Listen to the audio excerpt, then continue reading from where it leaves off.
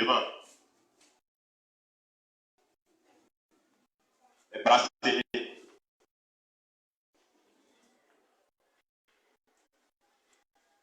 Amen.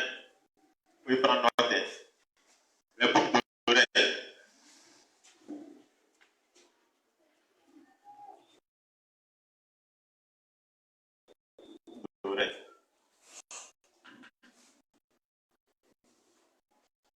Elle est parfaite. Le maquillage.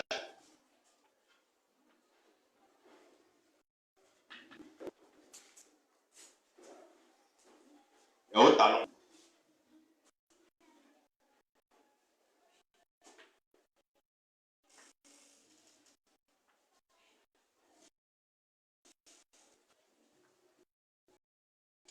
Amen. Amen. Il y en a plusieurs, mais c'est ce que j'ai pu citer. Amen. Voici les saluts extérieurs. Bien aimé, toutes les choses que vous voyez, ça a été fait pour l'homme. Ça a été fait pour arranger le corps. Ça a été fait pour se faire voir. Je vais prendre par exemple la part de mariage. Amen. Quand quelqu'un est marié, amen, et qu'il met la bague de mariage, il fait comme ça. C'est toutes les femmes. Amen. Amen. Là, c'est le petit signe. Même au marché, on fait des ailes, amen. Droite on donne. Mais là, les madame, tiens. Amen. Et puis c'est en or, ça brille comme ça. Amen. Pour se faire voir. Amen. Donc, le Seigneur dit que quand le Seigneur était sur la terre, quand il était avec ses disciples, il était inaperçu. Amen. Il ne sait pas savoir que même c'était Jésus qui était là. Quand les gens sont venus arrêter les disciples, eux-mêmes ils se sont demandé, mais on est venu arrêter Jésus là maintenant. Il est où? C'est lui-même qui s'est présenté, mais voici. Donc, on n'a pas besoin de ça. Et même quand vous prenez la définition des parures, pas des marins est cité dedans. Amen. Donc les parures des marins, on n'a pas les mettre. Ce sont des parures du corps. Il y a les bracelets que vous connaissez. Amen. Bon, il y a oublié aussi Baya. Amen. Amen. Il y a Baya. Il y a beaucoup d'oreilles. Ok, merci. Merci, on te dit. Je sais qu'il y a beaucoup. Amen. Amen.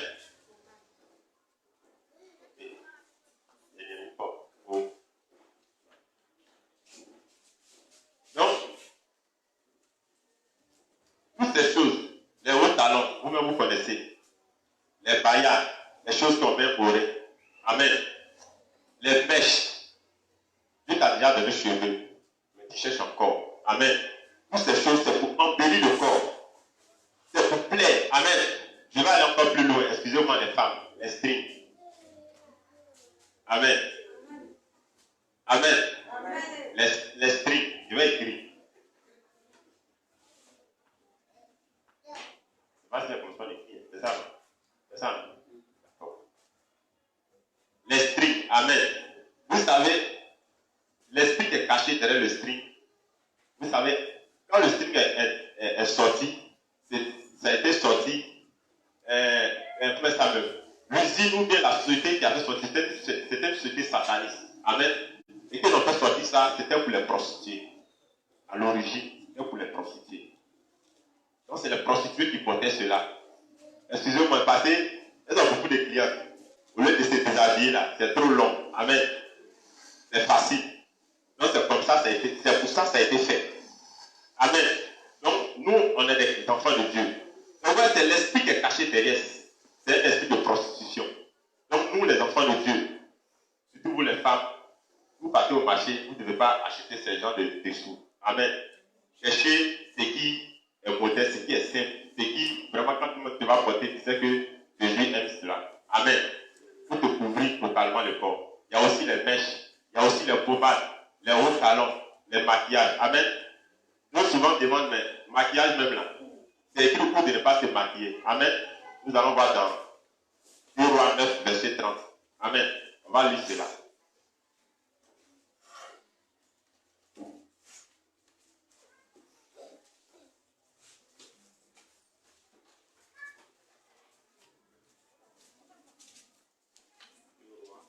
Rois 9, verset 30.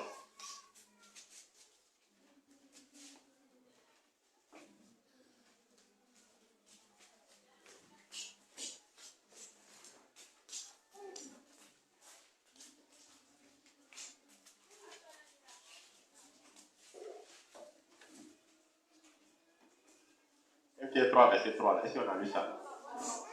On peut lire. On va lire ça, on peut lire. On a préparé, on a préparé 2 Rois 9, verset 30. Donc, on peut lire ça, on peut lire tout ça. Après, on va lire. Oui, oui.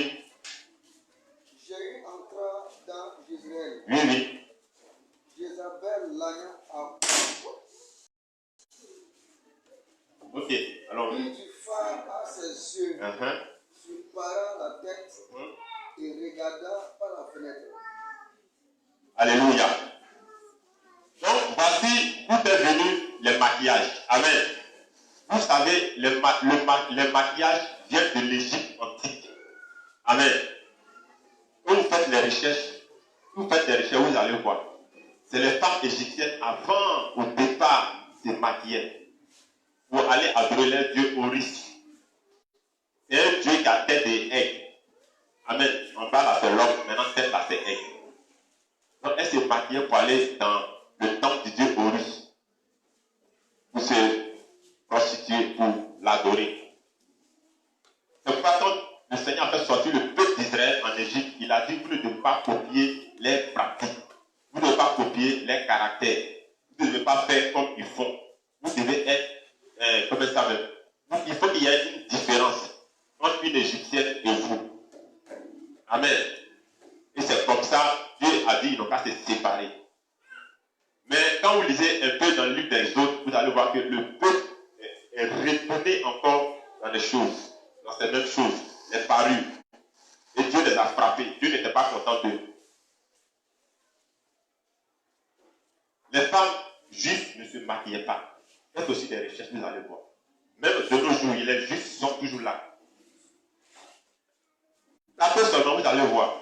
Vous allez voir comment est-ce qu'elles sont. Il n'y a pas de maquillage. L'oreille n'est pas percée. Elles sont tout le temps voilées. Amen. Or, pourtant, vous savez que l'église du Seigneur est née à Jérusalem. L'église du Seigneur était primairement, c'était les Juifs, c'était les chrétiens d'abord. Les Pierre, les Paul, là, c'était des Juifs. Amen. Amen. Donc, l'église n'est pas païenne. L'église est d'origine juive, d'origine israélite. Vous comprenez? Même quand Jésus était venu sur la terre, en tant qu'homme, il était juif. Il dit Jésus-Christ, homme, il était juif, parce qu'il s'était circoncis le 8e jour. Amen. Donc, l'église n'est pas d'origine païenne. Donc, quand les apôtres ont gardé cela, c'est pourquoi ils ont enseigné cela dans les épîtres. Amen. Parce que quand les païens ont commencé à se convertir, les peuples non juifs, ils ont commencé à amener ces pratiques-là dans l'église. Donc, le Seigneur a interprété que ce qu'il faisait, parce qu'il ne connaissait pas le véritable Dieu. Donc, ce qu'il faisait là, il a dit non, il faut que vous changez, vous ne faites plus comme ça. C'est pourquoi le Seigneur a permis que ces serviteurs écrivent dans le livre de 1 Timothée 2, comme dans 1 Pierre 3. Ne faites pas ça. Parce que ça, c'est les païens qui le font. Maintenant, vous êtes en Jésus-Christ. Vous connaissez maintenant le Dieu vivant, le Dieu d'Israël. Séparez-vous de votre vie païenne et vraiment convertissez-vous au véritable Dieu et marchez selon la sanctification. Donc c'est comme ça, le peuple a commencé à comprendre et à se débrouiller. Amen. C'est comme ça que c'est passé. Maintenant, nous allons voir les parures intérieures. Amen. Amen. Ok. Premier palier intérieur, c'est le Saint-Esprit. Amen. Peut-être que le mot parure, peut-être que ça vous... Mais prenez ça comme ça. Amen. Le Saint-Esprit, il est notre implément. Amen. Amen. Le Saint-Esprit, spirituellement, dans notre cœur, c'est lui qui est notre vêtement. Amen. Quand vous allez dans le livre de Genèse, la Bible, quand Dieu a créé Adam et Ève, physiquement, il ils n'avaient pas porté caleçon. Amen. Ils étaient nus, comme on le dit dans nos jargons, ils étaient pour tirer, sans tricot, sans pantalon, sans même ces mêmes choses. Elles étaient nues. Mais posez-vous la question, pourquoi est-ce qu'ils ne se voyaient pas nus? Amen. Ce n'était pas un habit physique qui était sur eux. Amen. Mais c'était le Saint-Esprit qui était sur eux. Amen. Le vêtement qu'ils avaient là, c'était un vêtement de lumière. C'était un vêtement spirituel. C'est pourquoi ils ne voyaient pas qu'ils étaient nus. Amen. C'est pourquoi vous allez voir que c'est quand ils ont péché, quand l'Esprit de Dieu les a quittés, et là ils ont su qu'ils étaient nus. Donc le vêtement que Dieu les avait porté spirituellement est parti. La présence de Dieu les a quittés. Le Saint-Esprit les a quittés. Voilà pourquoi aujourd'hui on meurt. Amen. Sinon, si l'homme ne péchait pas, le vêtement, cet esprit est toujours là. C'est pourquoi quand Jésus est mort, il a dit à ses disciples, il dit ne partez pas, restez à Jérusalem.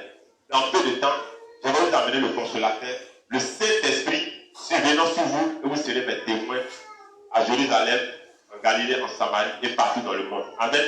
Donc le Saint-Esprit que l'être humain a payé dans le jardin d'Éden, après la mort de Jésus, il fallait qu'il nous habite. Il fallait qu'il nous habite de nouveau pour qu'on aille en mission. Amen. C'est ça que le Saint-Esprit. Il fallait qu'il nous donne sa présence. Son Saint-Esprit qui est notre vêtement. Amen.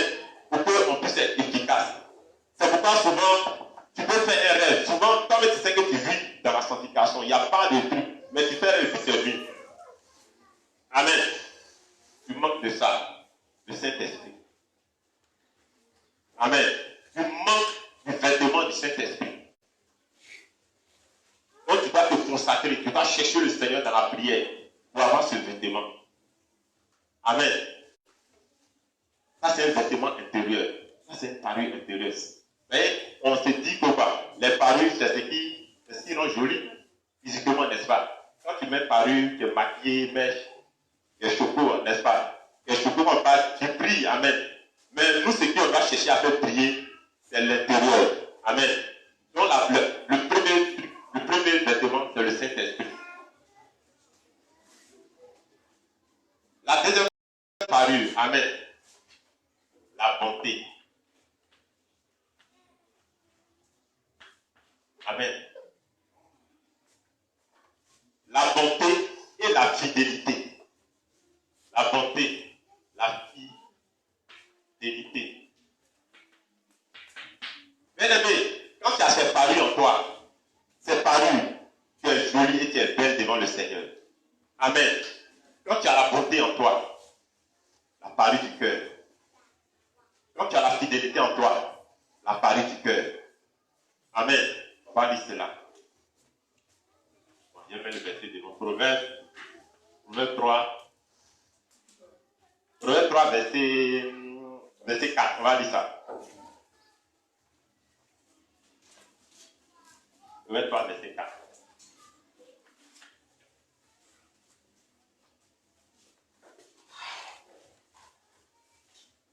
Alors, on a presque fini.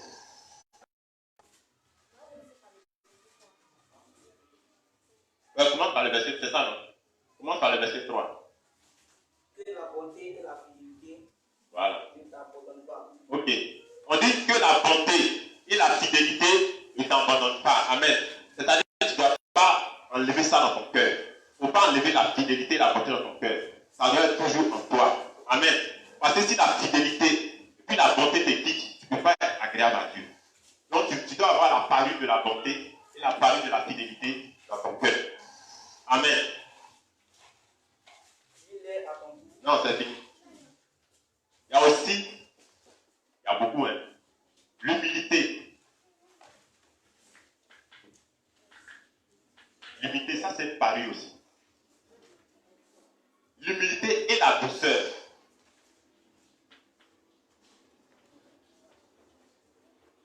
La douceur. Éphésiens 4, verset 2.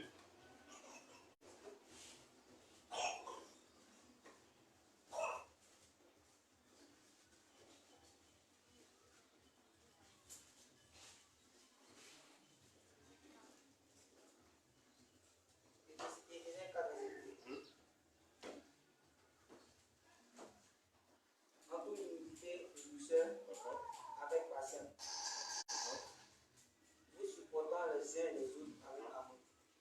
Amen. L'humilité. Le Seigneur demande qu'on ait l'humilité en nous et la douceur, afin de nous supporter les uns les autres. Amen. Amen. Amen. Lorsque tu es humble, on va te faire des reproches. Tu vas accepter. Amen. Lorsque tu es humble, tu ne peux pas être orgueilleux. Lorsque tu es humble, c'est les choses simples qui t'attirent. Amen. Et la douceur. Tu es doux en toutes choses.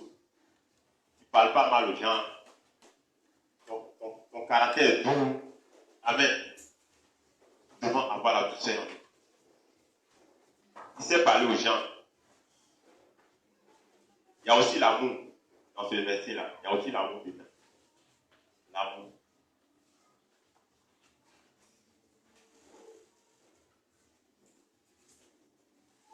L'autre parle aussi, la sincérité. La sincérité. La vérité.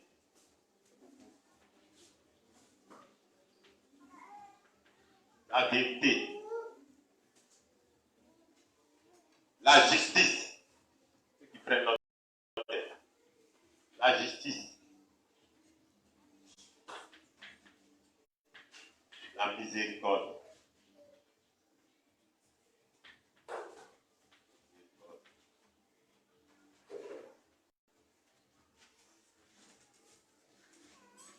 Il faut être sincère envers les gens. La sincérité. Il faut être sincère envers les gens. Sincère envers ton prochain. Quand tu parles, il faut que c'est ce qui te ressent que tu dises. Il ne faut pas que ce qui te dit soit contraire à ce qui te ressent. La sincérité. Il faut dire la vérité. Il faut être véridique envers les gens. Les menteurs ne retrouvent pas le royaume des cieux. Amen. Donc tu dois avoir ça en toi. Vérité. La justice en toutes choses. Il faut être juste. Il faut être juste. Notre Dieu est juste. Le Seigneur est juste. Nous devons être justes en toutes choses. La miséricorde. Amen. On va lire cela. Miséricorde, on va lire cela dans Matthieu 5, verset 7. Et puis quelqu'un prépare Luc 6, verset 36. On va lire d'abord Matthieu 5, verset 7 et Luc 6, verset 36. Et on va s'arrêter là. Matthieu 5, verset 7.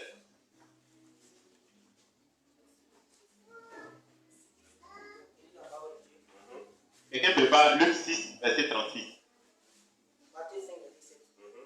Heureux les miséricordieux, car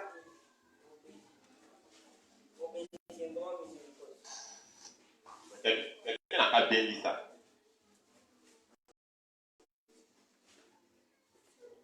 Vous lisez ça.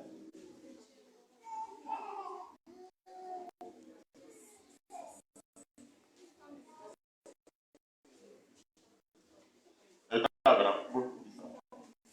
Ah oui? Luc.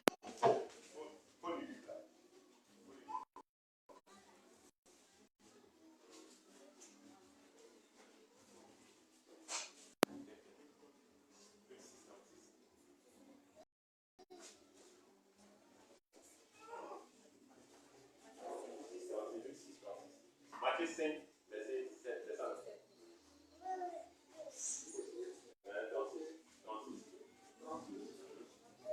Soyez donc miséricorde, comme votre Père est miséricordieux.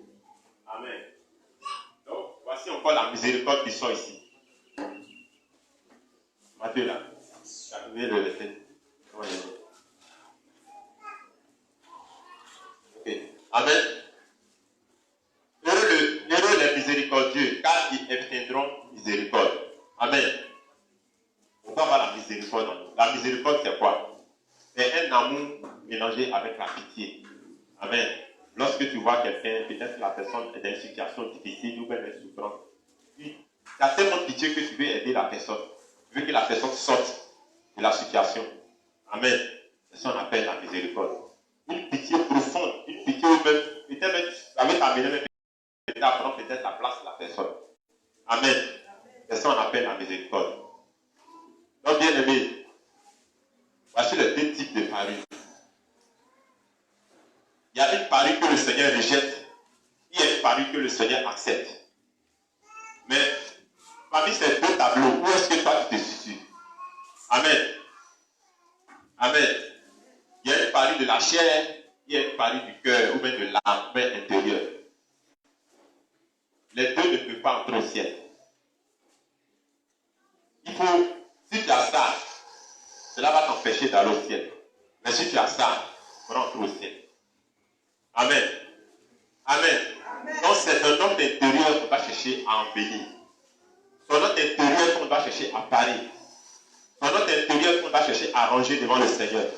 C'est un homme d'intérieur qu'on va chercher à rendre beau et belle devant le Seigneur. Par ses parures du cœur, par ses caractères, par ses bons comportements. Amen. Ça là, Jésus s'en fout de ça. Ça là, c'est pour te faire voir. Ça là, c'est pour que quand ils passent là, ils vont dire non, toi, tu es bien clair. C'est comme ça là même je veux. Amen. Amen. Quand ils passent même avec vous donnez un cerceau là, on dit ah non, toi même tu es la lasse. Amen. Amen. Quand tu passes avec les pailles à oreilles, quand tu passes, ça remue comme ça. Les garçons sont déjà excités. Amen. Amen. Amen. Vraiment, Jésus veut qu'on ait ce côté en nous. Parce que c'est ce côté qu'il cherche dans chaque être humain. Et vous allez voir, de nos jours, la plupart des êtres humains sont figés sur ça. Et aussi, il y a oublié, il y a le parfum. Amen. Les parfums, c'est fait pour sentir bon. Amen. Mais les parfums, vous connaissez déjà l'enseignement dessus. Vous savez que les satanistes utilisent beaucoup les parfums pour évoquer les esprits des eaux. Amen. Donc nous, on n'a rien à voir avec ça. C'est pourquoi vous allez voir la plupart du temps, ceux qui utilisent beaucoup les parfums, souvent les esprits des femmes de nuit, maris de nuit, les parties, les esprits des eaux viennent dans leur vie, ils ne savent pas. Amen. Or, pourtant, quand Jésus dit ça, ce n'est pas bon, il sait pourquoi. C'est parce que c'est déjà piégé par Satan. Quand il fait, c'est toi-même qui te fais du mal. Amen. Non, le Seigneur, il est aussi là-bas. Il est assis dans sa chaise royale. Là. Il y a des anges autour de lui qui l'adorent déjà. Mais c'est nous, on est en bas ici, avec le diable là. C'est nous, on souffre. Amen. Donc, ce que le diable va faire pour t'avoir là, Jésus te révèle, c'est puis il dit ça. Le diable utilise ça pour t'avoir. Donc, au plus tu vas faire, plus tu vas toucher. Amen. Bon, nous aussi, nous les chrétiens, on a notre parfum. Amen. Amen. Nous aussi, on a notre parfum. Mais il n'y a pas de parfum ici. Amen. Nous, notre parfum, c'est les bonnes paroles. Amen. Les paroles de douceur. Les paroles d'encouragement. Quand quelqu'un t'écoute, il est content de t'écouter. Ça, c'est un bon parfum qui sort de toi. Amen. Lorsque tu vas et les gens sont contents de te voir. Tu dégages un parfum. Ça n'a rien à voir avec ce que tu veux. Ça n'a rien à voir avec ça. Amen. Lorsque tu parles, quand les gens te écoutent, ils sont encouragés. La douceur, ils sentent l'amour. Tu réconcilies les gens parce que c'est les bonnes paroles qui sont de ta bouche. Ça, c'est le parfum des chrétiens. Amen. Donc, cherchons à avoir aussi notre parfum.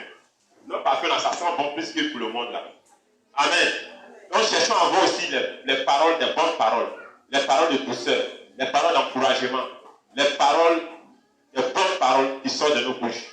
Quand tu as ça aussi, lorsque tu pries, ta prière monte devant le Seigneur, puis le Seigneur est content de respirer l'odeur qui sort de toi. Amen. Mais quand tu parles mal, tu insultes les gens. Excusez-moi, mais ta bouche même vraiment, Dieu ne va pas prendre odeur. Amen. Donc, ayons nous aussi notre parfum. Et ce que je vais dire là, que je viens de dire. Amen. Donc, bien, je vais m'arrêter là. Donc, pour terminer, pour dire, parmi ces deux types de parures, le monde a une parure, Jésus aussi a sa parure. Satan a sa parure, Jésus a ses parures. Mais où est-ce que toi tu te situes? Est-ce ici ou est-ce ici?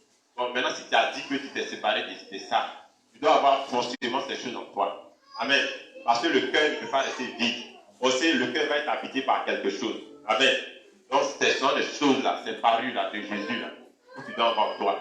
Que tu sois agréable au devant de lui. Que le Seigneur nous bénisse. Amen.